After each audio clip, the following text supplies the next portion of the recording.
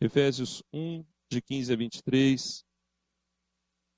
Vamos ler juntos o 18, versículo 18, a uma só voz. Iluminados os olhos do vosso coração, para saberdes qual é a esperança do seu chamamento, qual a riqueza da glória da sua herança nos santos. Amém. Irmãos, no último domingo de dezembro, nós iniciamos uma série de sermões em Efésios 1, e a mensagem pregada naquele dia foi acerca da esperança. E o título dessa série é Bênçãos que requerem ações. Naquele dia nós falávamos que a esperança e a fé devem andar de mãos dadas.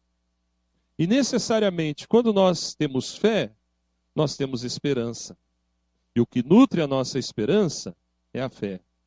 Hoje, dando prosseguimento, irmãos, nós vamos falar de uma segunda bênção que requer uma segunda ação também. O versículo 18 diz no finalzinho, qual a riqueza da glória da sua herança nos santos. Lembrando que o apóstolo Paulo fala que ele estava orando, pedindo a Deus que iluminasse os olhos do coração daqueles irmãos. Versículo 18, no início. Eu gostaria que você nessa noite pedisse isso para Deus também. Que Deus ilumine os olhos do seu coração. E que você também ore pelo irmão que está aí do seu lado. Dá uma olhadinha quem está do seu lado e fala para Deus também silenciosamente, Senhor Deus, ilumina os olhos do coração desse meu irmão, dessa minha irmã, para que ele possa ver espiritualmente qual é a riqueza da glória, da herança de Deus, que Deus tem preparado para essa vida. Meus queridos, a Bíblia nos revela que nós temos uma herança. Eu não sei se vocês já receberam algum comunicado de uma tia lá da Patagônia que morreu e deixou uma herança para você. Eu nunca recebi uma herança dessa, né? Quem dera um dia, já pensou? Você recebeu uma herança. Só que para você tomar posse dessa herança, você tem que ler o testamento primeiro. Digamos que fosse um testamento 2 vezes mais grosso do que essa Bíblia. Acho que a gente ia devorar página por página, né? Deixa eu ler logo, né?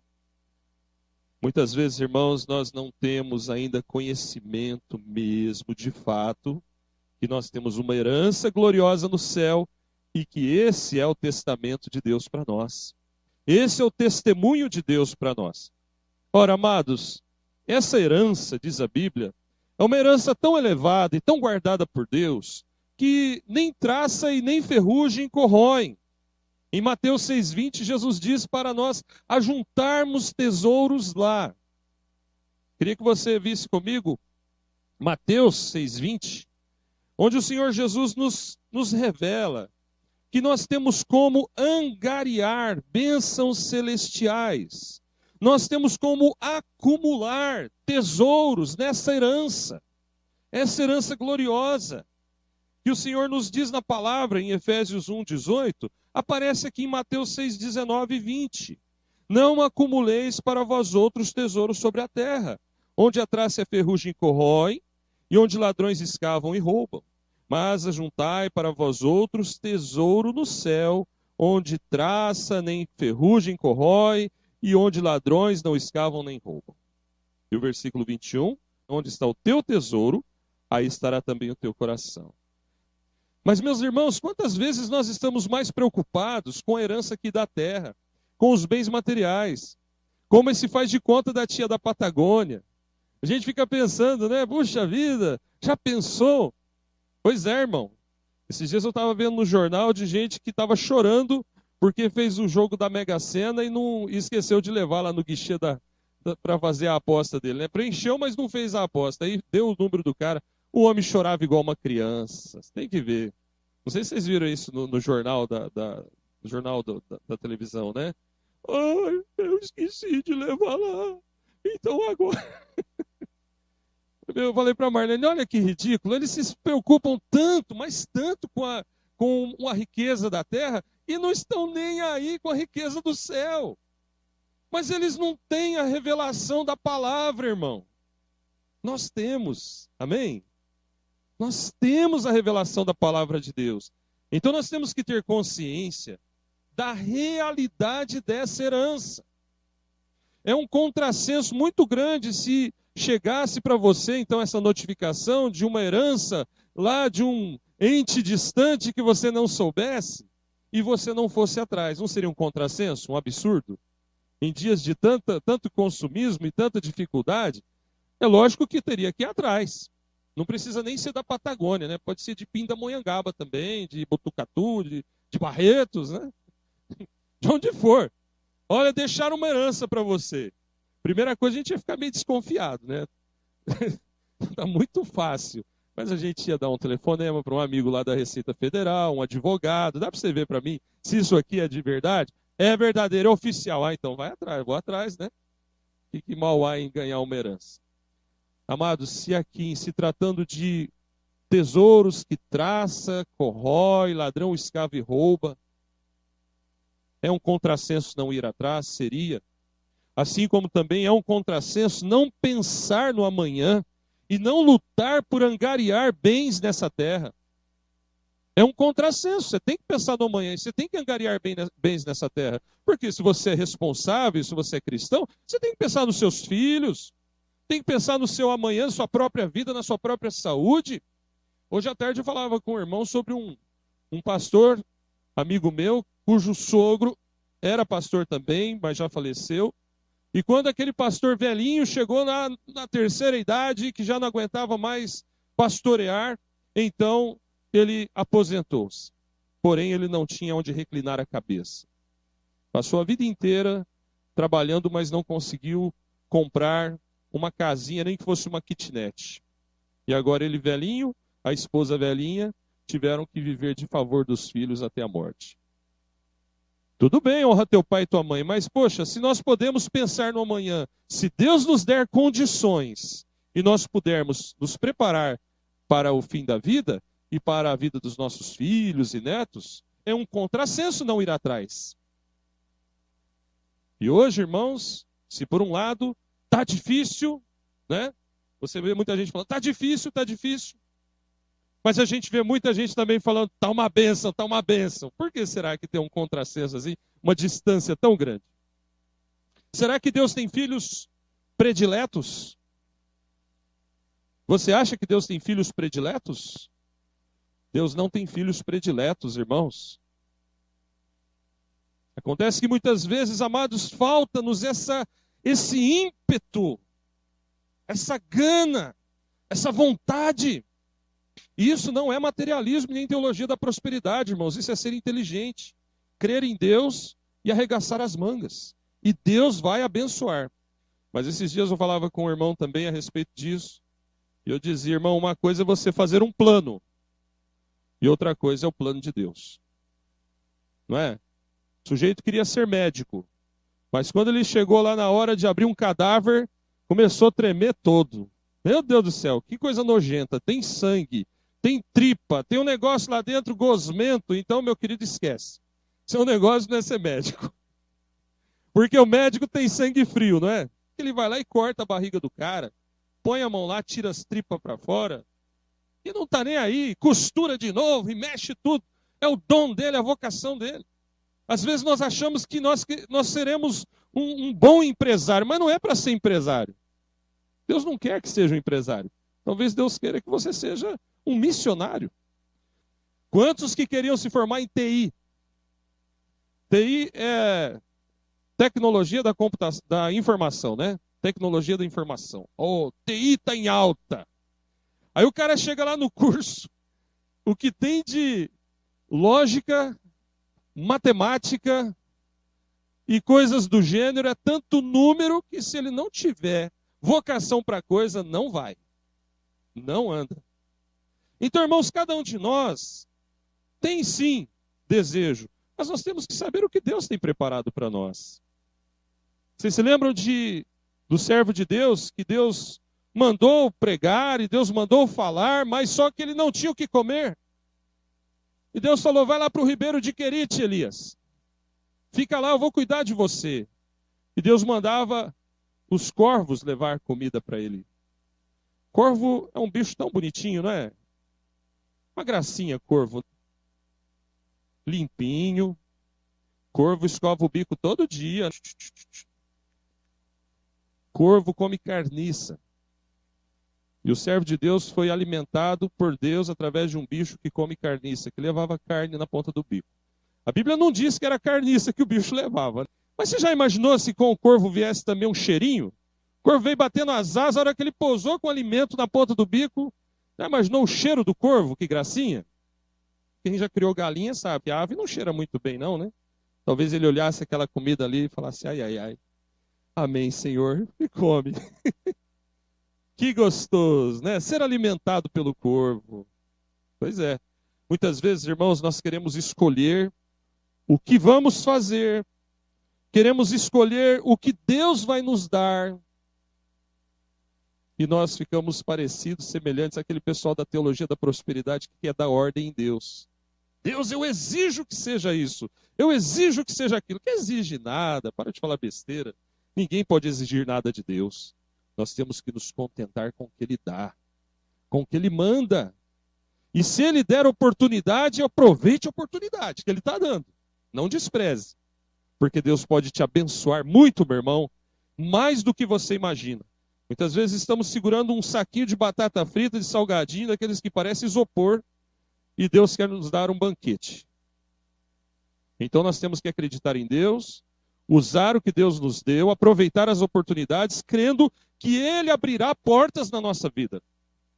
Quando Deus chamou Moisés para libertar o povo do Egito, Moisés não falava muito bem, Moisés tinha medo, Moisés era um homem frágil. Você conhece bem a Bíblia, sabe disso.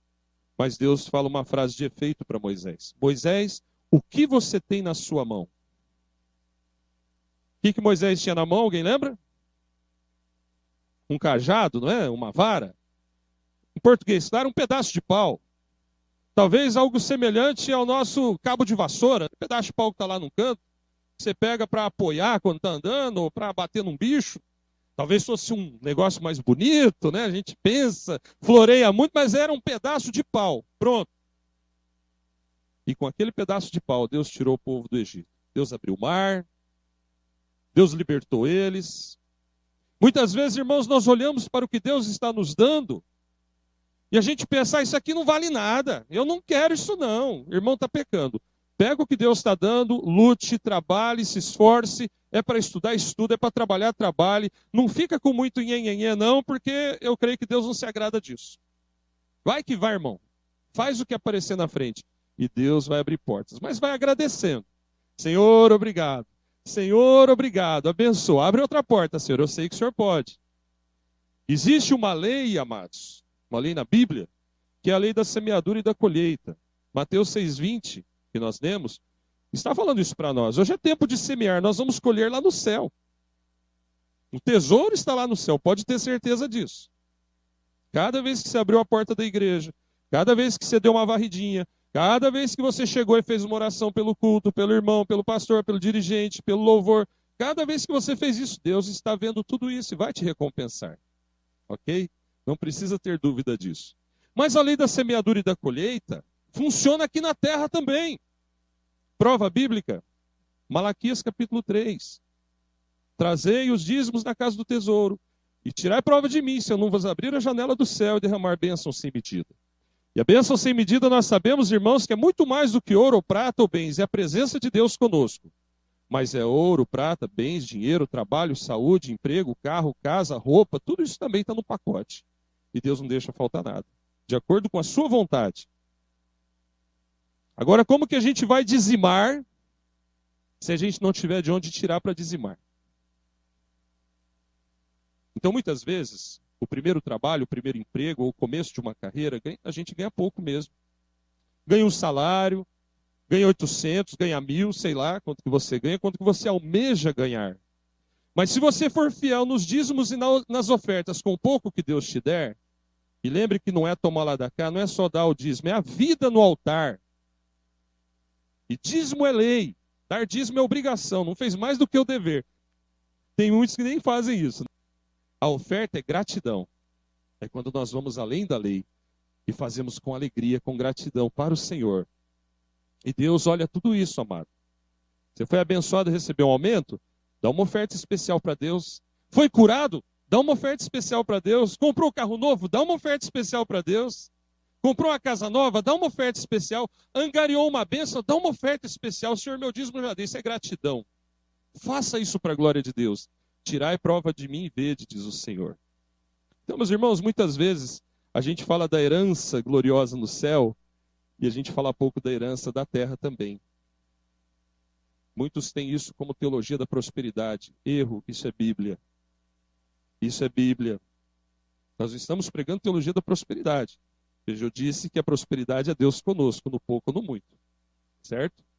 Isso é prosperidade. Mas Deus pode abençoar você. Amém, irmão? Fala para o irmão do seu lado, Deus pode te abençoar. Tem alguém desempregado hoje aqui? Ore para Deus abrir uma porta e vai atrás para você ver. Deus vai abrir a porta. Mas pode não ser aquela porta de ouro, de diamantes, que está lá na frente te esperando. Talvez é uma porta agora simplona.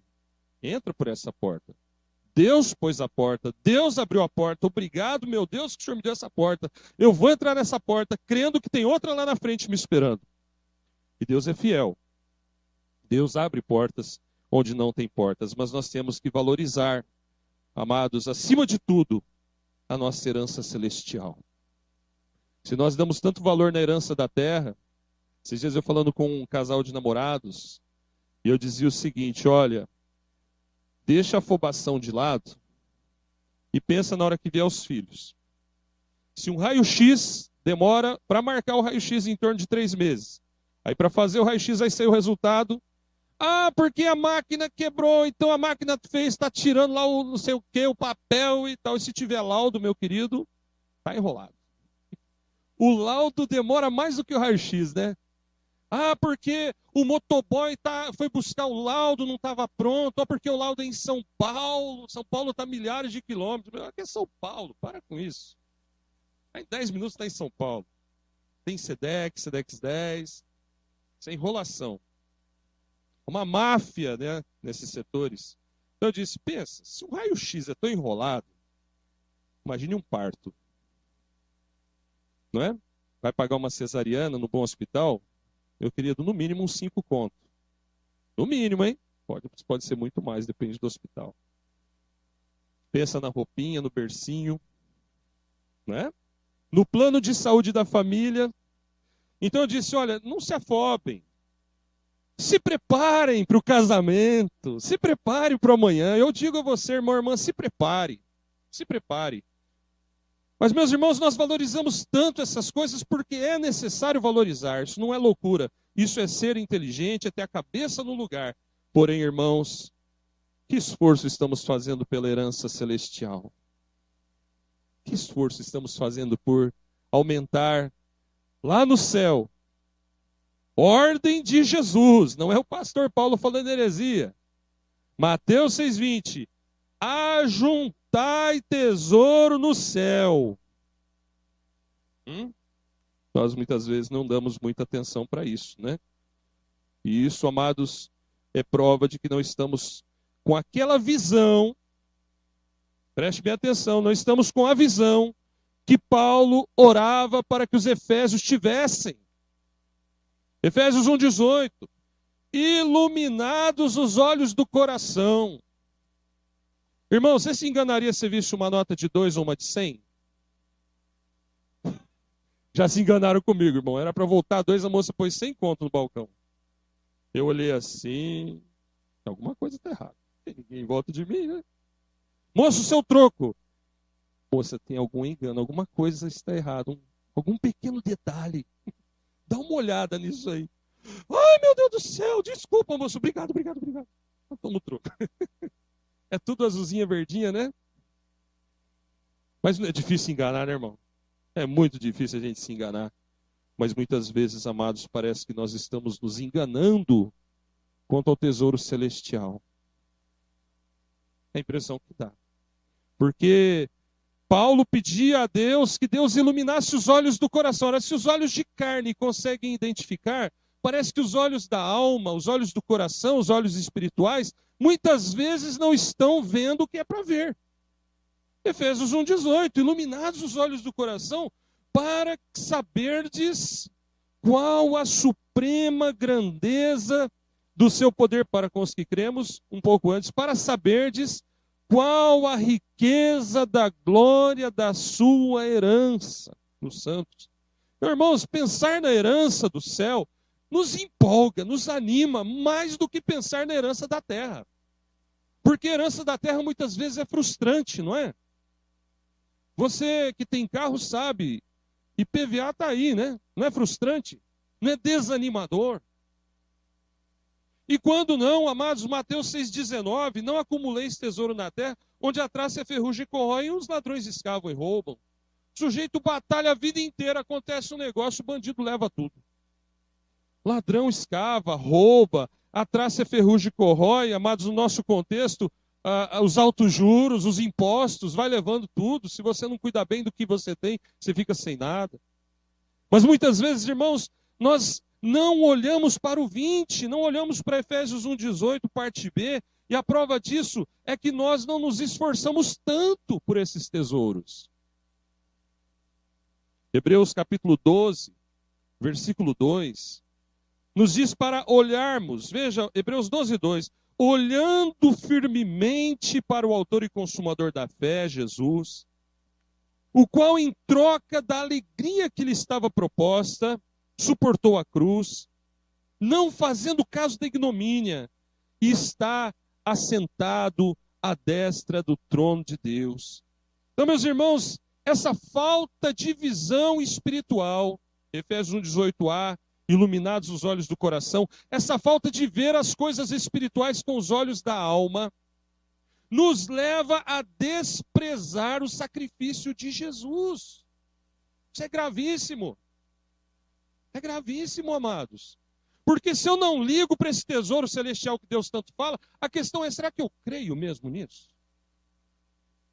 Se eu consigo identificar uma nota de 2 e uma de 100, que são azul ou verde, sei lá, porque tem óleo de carne, como que os meus olhos espirituais não conseguem identificar a riqueza que está contida nesse livro? Por isso que Paulo orava para que Deus iluminasse os olhos da alma, os olhos do coração, que é a mesma coisa. Amados, acontece que nós vivemos num mundo materialista e cremos numa verdade espiritual. Então surge aí uma luta entre espiritualidade e materialismo, herança do céu e herança do mundo. É assim, amados, que há tantos crentes materialistas, invejosos, avarentos, escravizados pelo que possuem e outros escravizados pelo que não possuem.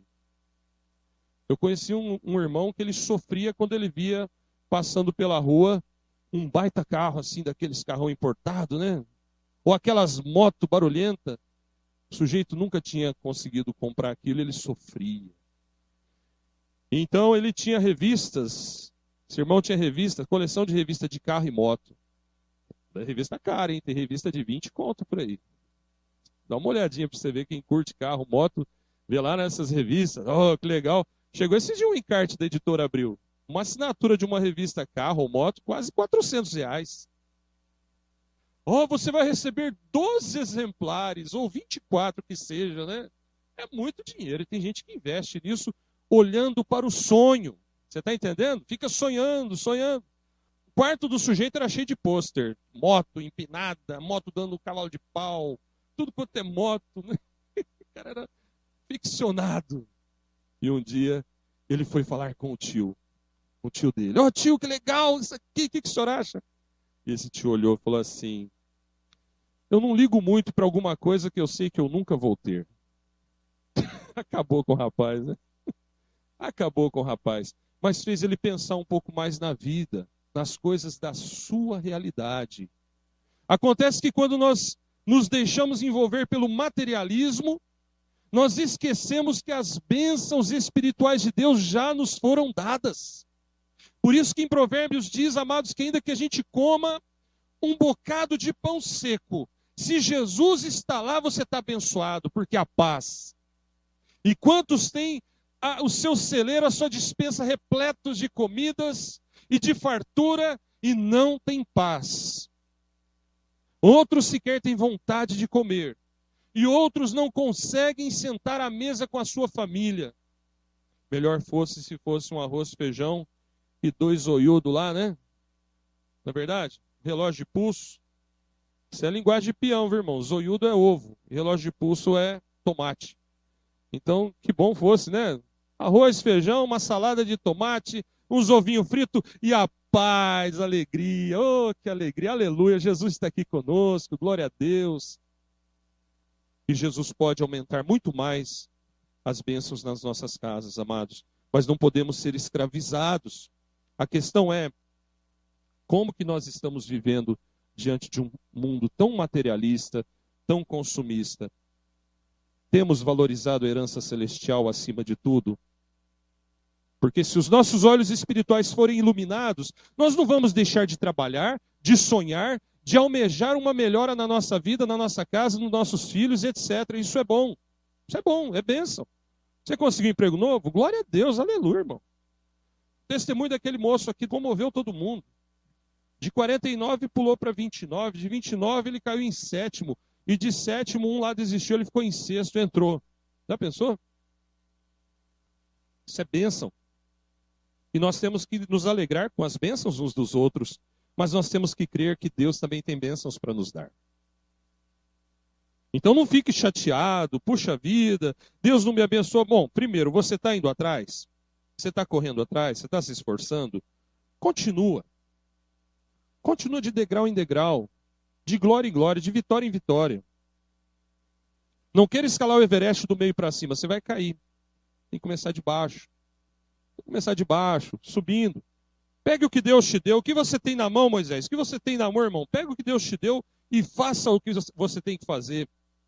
Abra o mar vermelho com esse pedaço de pau aí, irmão. Faz a obra. Vai orando, vai trabalhando, vai se esforçando. E Deus vai abrindo as portas para você. Acredite no seu potencial. Acredite no Espírito que habita em você.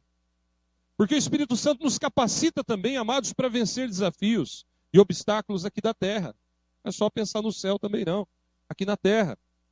Tem um chefe lá que é osso duro de roer. Aguenta. Ora por ele. Pede para Deus converter ele. Pede para Deus converter ele. E nunca diga odeio meu chefe, hein? Nunca diga isso, porque o crente não odeia ninguém, né? O crente só ama, até os inimigos. Mas é difícil. Então pede para Jesus te dar o amor de Jesus por ele. Senhor, abençoe essa vida, em nome de Jesus. Né? Eu tinha um chefe, irmãos, que aquele ali era problema também, viu? Ele xingava. Quando ele queria que o cara pedisse as contas, ele já gritava lá da sala dele o nome do cara bem alto. Aí o escritório inteiro ouvia-se, umas 50, 60 pessoas. Aquelas ilhas, né? Várias, cada ilha 4 computadores, então ficava assim um monte desse povo. Ele gritava lá, pronto. Aí vem chumbo. E quando não, falava aqueles nomes feios bem alto para o cara ouvir. Esse aí acabava pedindo a conta, né? Ou se perdesse o controle, era mandado embora por justa causa. Quem que vai denunciar o chefe? Quem quer perder o emprego? Era complicado.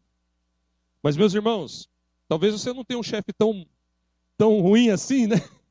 Tão chato. Pede para Deus converter ele. Pede para Deus fazer a obra na vida dele. E se não está dando mais, pede para Deus abrir outra porta. Mas cuidado, enquanto Deus não abrir a porta, não mete os pés pelas mãos, não. Talvez Deus queira que você fique lá mais um pouco. Porque em dias de tanta competitividade, meter os pés pelas mãos pode ser uma precipitação que depois tem um custo alto. Pensar no tesouro do céu é pensar também aqui na terra. Tem que ter um equilíbrio santo aí. Em Mateus 7, 16 e 20, Jesus diz que pelos seus frutos os conhecereis. Ou seja, irmãos, os crentes são conhecidos pelos frutos que eles produzem. Eu conheci um irmão que ele era rico, muito rico, mas ele não demonstrava isso, uma simplicidade total. E um irmão disposto a abençoar a obra de Deus. Quando a igreja que eu era pastor precisou de construir o templo novo, esse irmão ajudou muito a igreja, mas muito mesmo. Pagou lá cimento, tijolo, as coisas, dava de oferta e não ficava se gabando não. Procurava o tesoureiro e falava, vou dar uma oferta para a igreja. A gente anunciava lá, irmãos, olha o desafio do tijolo e tal. O irmão ia lá e ajudava com uma pancada de tijolo. E por aí vai. Um homem de Deus, e um homem muito abençoado, que era um filho de uma família muito pobre. Olha que história bonita. O pai dele era pescador lá em Itanhaém. E pescador não é aquela coisa bonita de barcão, não. É uns barquinhos que dá até medo você ver os barquinhos dos pescadores. A gente subia lá no Morro do Gaivota, Morro do Cibratel. Quem conhece lá em Itanhaém sabe do Morro do Cibratel, que dá uma visão bonita. A gente via os barquinhos lá, aí escutava de longe assim. Parece um motorzinho, né? Mas vai longe aquilo lá, né? Mas o cara passa a noite inteira no mar. E o seu Paulo, um servo de Deus, conseguiu pagar a faculdade para o filho dele.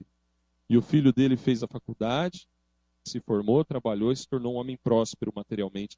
Mas não esqueceu a prosperidade espiritual que está em primeiro lugar. Irmãos, nós produziremos frutos. E não é o fato de ter ou não ter bem material que define o fruto espiritual. Pelo contrário, o fruto espiritual vem primeiro. Então, pelos seus frutos os conhecereis, Mateus 7,20. Mas a Bíblia também diz em 1 de João 2,15 que nós não devemos amar o mundo e nem as coisas que há no mundo. Porque se alguém amar o mundo, o amor do Pai não está nele. Veja que tem que ter um equilíbrio santo. Jó era um homem próspero e Deus tirou tudo, não foi? E Jó amaldiçoou a Deus. Foi isso, irmãos? De jeito maneira. Alguns até dizem que Jó era o homem mais íntegro sobre a terra, como diz a Bíblia, mas muito mal casado. Porque a mulher de Jó chegou para ele e falou: amaldiçoa teu Deus e morre. Parecia o diabo falando: amaldiçoa teu Deus e morre. E Jó disse o que para ela? Tu falas como qualquer louca. Deus deu, Deus o tomou. Bendito seja o nome do Senhor. Nós glorificamos a Deus na fartura, não iríamos glorificar a Deus agora na dificuldade, na pobreza? Deus deu, Deus tomou. Bendito seja o nome do Senhor. E o crente, amados, tem que buscar isso, não se apegar às coisas materiais. Se as vossas riquezas aumentarem, não ponhais nelas os vossos corações. Veja, não põe o coração. Mas a primeira parte, Deus diz aí que a sua riqueza pode aumentar. Se as vossas riquezas aumentarem. Deus pode te dar muito, irmão. Mas pense primeiramente no tesouro do céu. Porém, nós ainda não chegamos no céu. Tem que pensar aqui na terra também. Não é verdade? Então, meus irmãos, lembre também do moço rico. Que Jesus provou ele e falou: vende tudo que você tem, dá aos pobres e terás um tesouro no céu. E ele saiu saltando de alegria. Saiu chorando. Porque o coração dele estava nos tesouros da terra. Meus irmãos, na primeira carta de Pedro, nós encontramos também um recado de Deus acerca da nossa herança. Lá em 1 de Pedro 1,4, a Bíblia diz que a nossa herança, essa mesma herança que Paulo está falando em Efésios 1,18, é uma herança incorruptível, imaculada e imarcessível. Ou seja, essa herança não tem a possibilidade de corrosão, de doença, de ferrugem, de morte, de destruição. Uma herança imaculada, ou seja, ela é incontaminável. Lá no céu não existe mácula, malícia, pecado. E é uma herança imarcessível, ou seja, ela não envelhece, não perde seu valor com o tempo. Mas, meus amados, nós falávamos no início da mensagem que são bênçãos que requerem o que mesmo? Ações. Ações. Qual é a ação que Deus exige para tomarmos posse dessa herança? Se a tia da Patagônia morresse, se você tivesse que ir atrás, você ia ter que fazer algumas coisas, não é?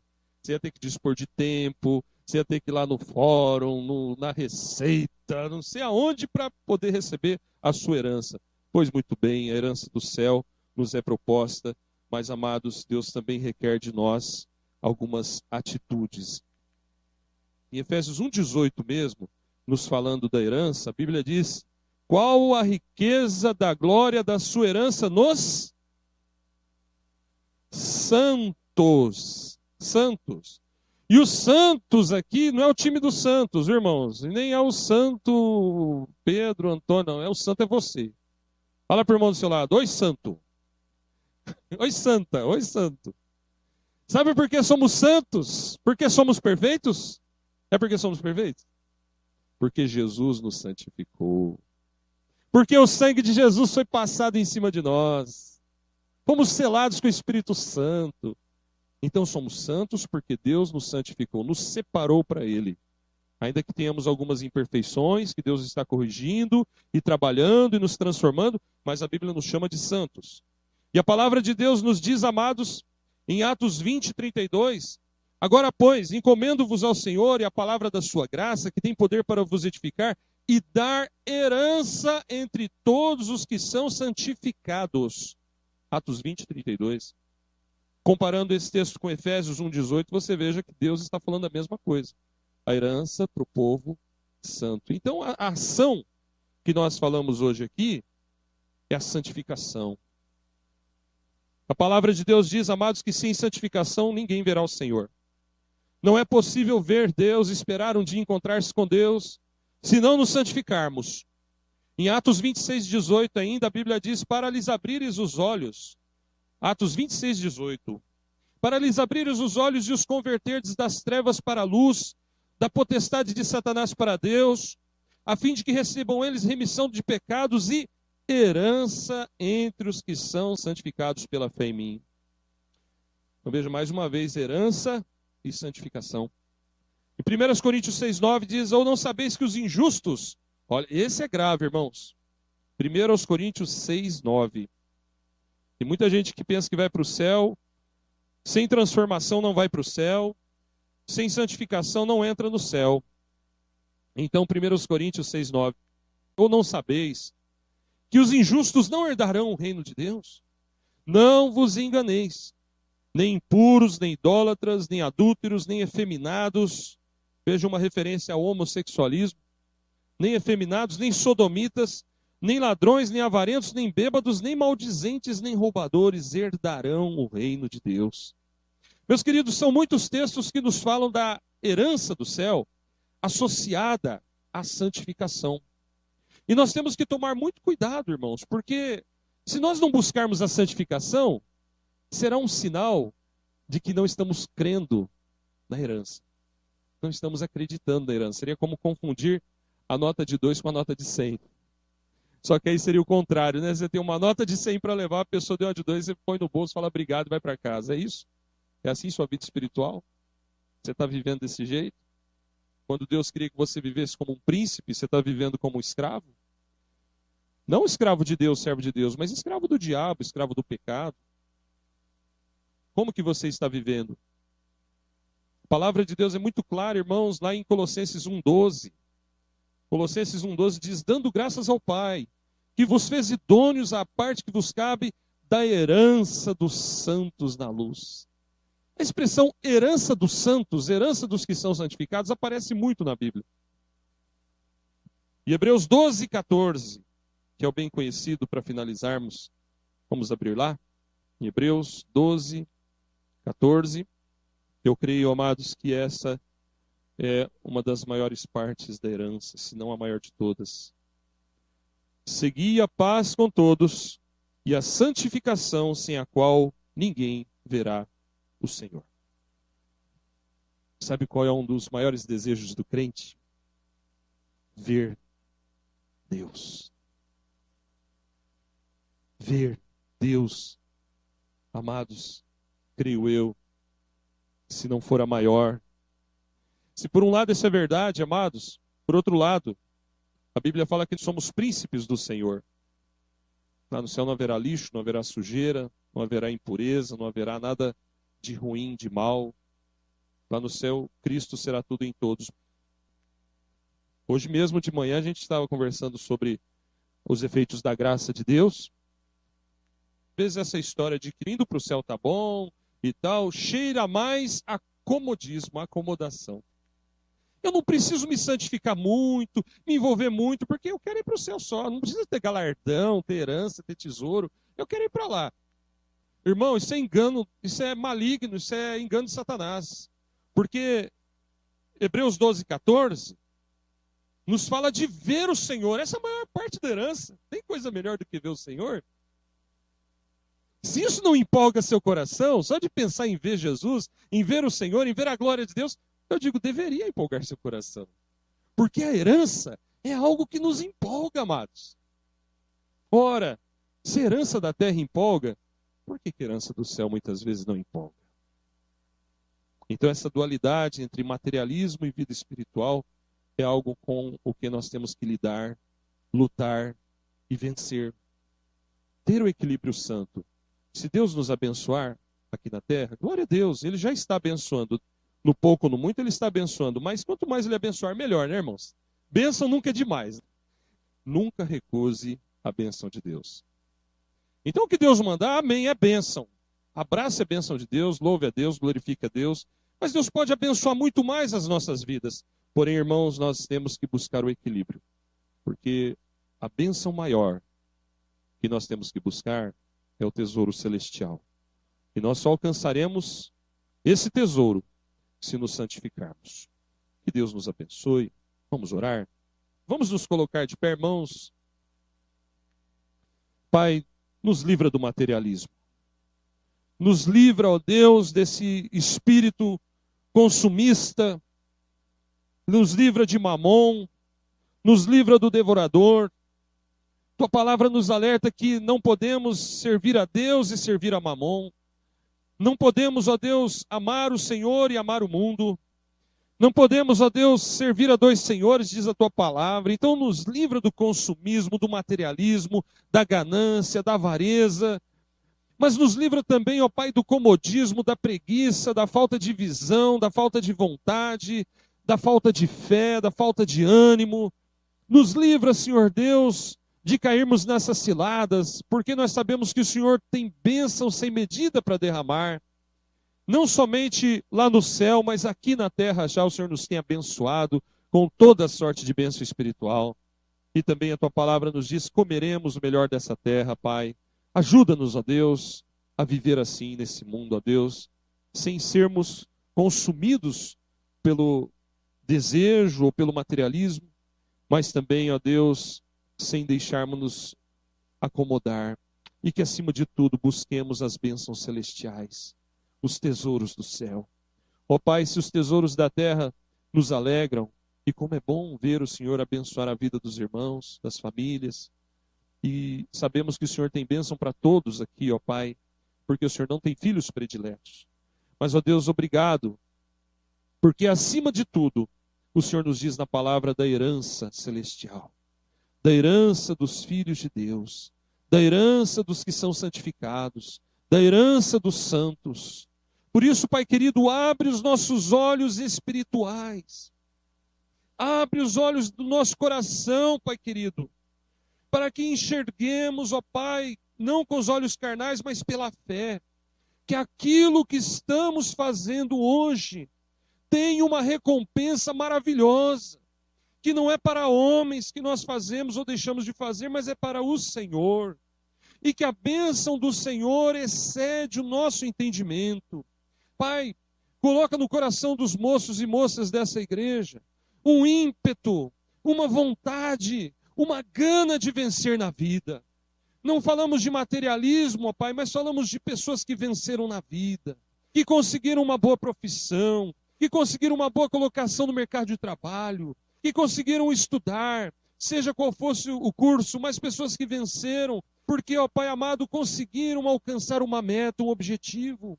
Mas ajuda, Pai amado, que todos, ó Deus, tenhamos essas metas, mas tenhamos, acima de tudo, uma meta espiritual, de angariarmos tesouros no céu, como Jesus nos ordenou em Mateus 6,20, de guardarmos tesouros celestiais, que são para a eternidade, e a tua palavra diz que nem olhos viram, e nem ouvidos ouviram, e nem jamais penetrou no coração humano o que o Senhor tem preparado para aqueles que te amam e que te temem, ó Pai. Pai, sabemos que necessitamos de nos santificar. Sabemos, ó Pai, que a santificação é um requisito básico do Senhor para irmos para o céu, para recebermos essas bênçãos celestiais, para vermos o Senhor, para habitarmos a glória celestial. E pedimos, ó Deus, livra-nos de todo engano, de toda mentira, que muitas vezes tem tirado os nossos olhos desse foco central da vida cristã, que é Cristo, que é buscar a Cristo, que é viver para Cristo e andar com Cristo. Não deixa, Pai amado, que o mundo nos perturbe, que Satanás nos engane, que a nossa carne nos iluda, mas dá-nos a tua vitória. No nome santo de Jesus, ó Pai, nós oramos e desde já agradecemos. Amém. Amém.